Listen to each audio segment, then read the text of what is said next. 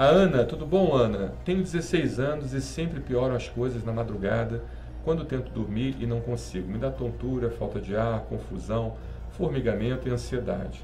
Não sei mais o que fazer. Oi, Ana. As coisas costumam piorar realmente na madrugada, né? Porque não quero aqui fazer uma relação e dizer que esse é seu problema, não entenda dessa maneira, tá? Que é só um bate-papo para a gente compartilhar informações gerais e melhorar nossos conhecimentos.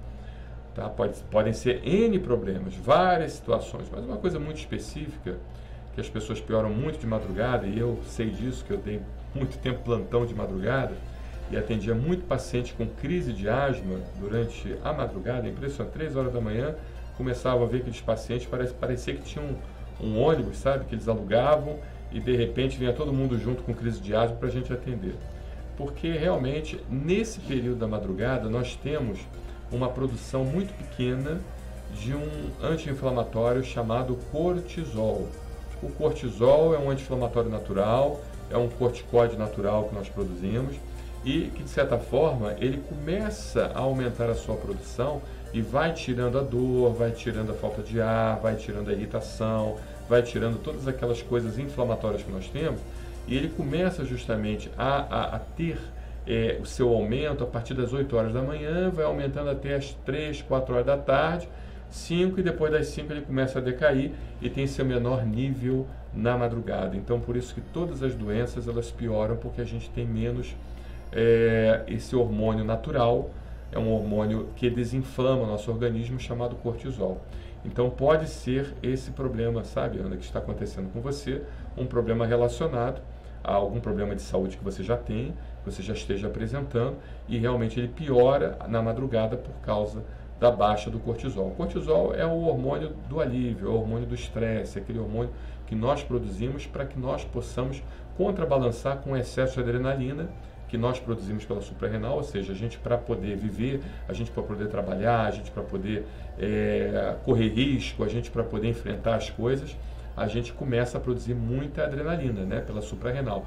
E essa adrenalina pela suprarrenal, para contrabalançar esse efeito deletério da adrenalina, você acaba também produzindo pela própria suprarrenal o hormônio cortisol para aliviar o estresse da adrenalina. Só que o organismo, para dar uma pausa na suprarrenal, então ele começa naturalmente a diminuir a produção dele de madrugada, porque de madrugada, teoricamente, seria a hora que a gente vai relaxar, que a gente está protegido, dentro da nossa casa, com a porta trancada, no escuro, ou seja, protegido por todo um sistema, né, de segurança, que isso já vem desde o homem pré-histórico, onde o homem se refugiava na caverna, né, colocava os animais lá como o cachorro, como o lobo que ele domesticou, que virou o cachorro, colocava ali na entrada e ali dentro, com o fogo aceso, ele conseguia se proteger então dos perigos externos, sejam das tribos rivais ou seja também dos animais selvagens, né?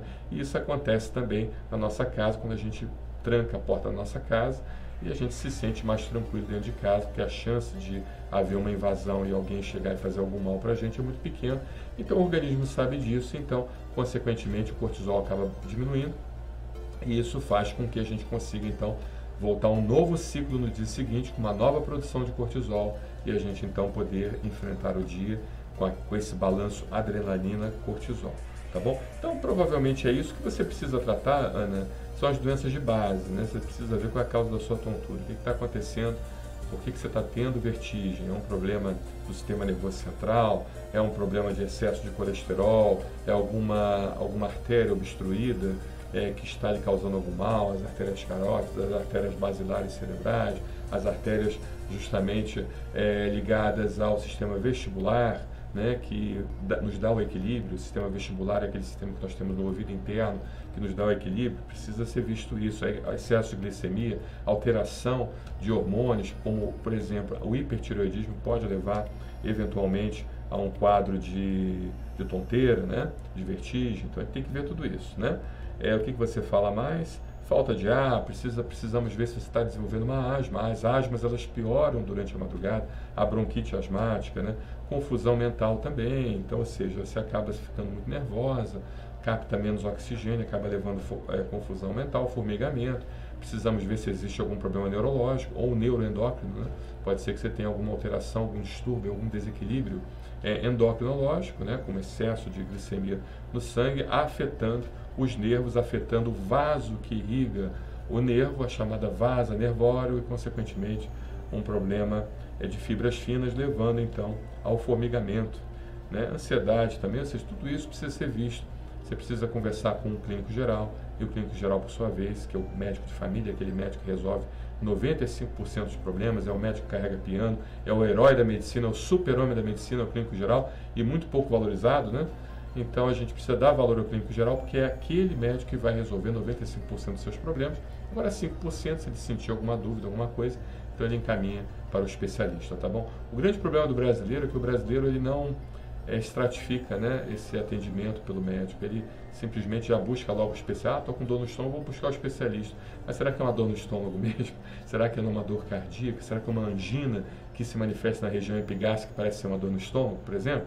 Entendeu? O clínico geral ele vai conseguir definir isso, ele vai conseguir interpretar, ele vai conseguir justamente separar essas dúvidas e chegar num diagnóstico mais preciso. Aí realmente, se for uma dor epigástrica causada por uma angina, por exemplo, ele encaminha para o especialista, para o cardiologista, para que ele possa, então, resolver isso da melhor forma.